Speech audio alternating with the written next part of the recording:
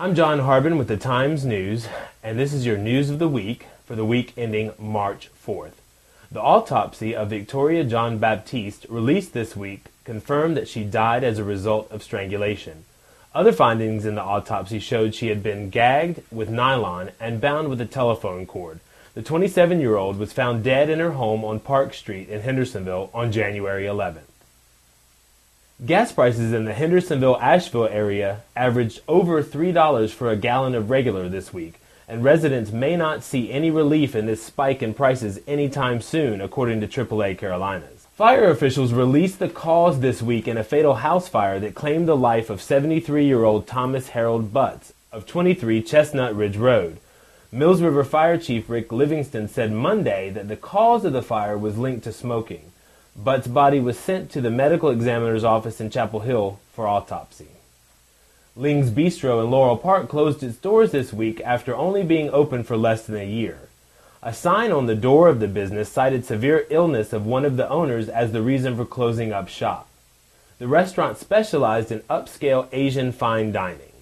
The U.S. Forest Service announced this week plans to burn up to 2,000 acres in Pisgah National Forest as part of a prescribed burn to help deplete the amount of dry brush that can spark wildfires. Areas affected by the burn include Yellow Gap Road, Wolf Ford, and sections of Pink Beds Loop and Barnett Branch trails. Also this week, areas of DuPont State Forest are also being burned as part of the State Forest prescribed burn. Former Polk County Sheriff Chris Abrill is back in court after being charged with 2 counts of felony probation violation. Abrill, 49, was charged after failing to pay fees associated with his probation. He's been on probation since pleading guilty in 2008 to taking indecent liberties with 2 minor girls over 20 years ago. Honor Air and the Red Cross of Henderson County sponsored a successful blood drive this week at the Opportunity House, receiving 51 units, which was a Henderson County half-day record. During the event, about 10 World War II veterans mingled with donors at the drive to share their experiences in the military. Students and staff at Upward Elementary School have decided to hold a fundraiser for teacher Stephanie Darnell, who was recently diagnosed with breast cancer. Teachers and students donated $1 to wear their pajamas to school for a day as part of the Cancer Never Sleeps fundraiser. The money collected will go to Relay for Life.